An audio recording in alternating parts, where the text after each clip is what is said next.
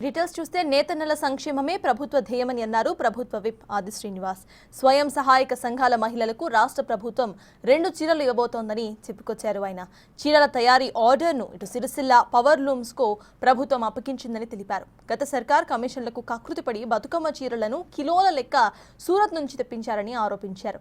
కేటీఆర్ 10 ఏళ్లు మంత్రిగా ఉండి సిరిసిల్లకు నూలు డిపో తేలేకపోవటం ఏంటని ఫైర్ అయ్యారు ఆయన. ఇక కేటీఆర్ వల్ల సిరిసిల్లలోని ఒక్క కార్మికుడి జీవితం కూడా మారలేదని అన్నారు శ్రీనివాస్. గత ప్రభుత్వం బతుకమ్మ చీరల పేరిట కమిషన్లకు కక్కుర్తిపడి సూరత్ నుంచి తీసుకొచ్చిన చీరల్ని ఇచ్చిన సందర్భాన్ని ఒకసారి గుర్తు చేస్తూ, ఈ మాట నేను కాదు, కేటీఆరే సాక్షాత్ అసెంబ్లీలో అవును ఒకసారి సూరత్ నుంచి మీ చీరలు తీసుకొచ్చారని చెప్పిన మాట.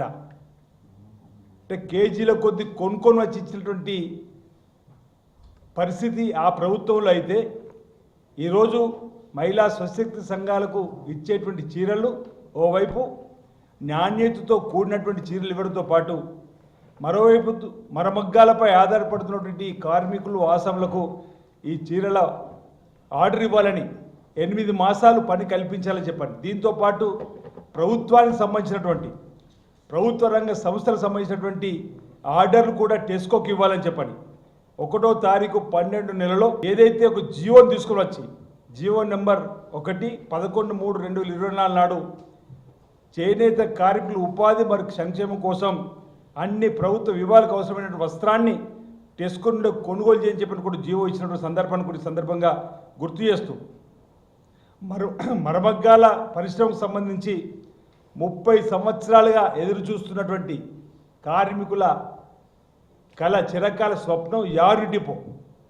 యార్న్ డిపో అనేది ఈ తెలంగాణ రాష్ట్రంలో లేకపోవడం వల్ల ఇతర రాష్ట్రాలకు 1000 కిలోమీటర్లు వెళ్ళి యార్నును తీసుకొచ్చేటువంటి సందర్భం, పెట్టుబడిదారుల పైనే ఆధారపడేటువంటి సందర్భం. ఆనాడు కేటీఆర్ గారు సిరిసిల్ల ప్రజలకు నేతన్నలకు నా చర్మంతో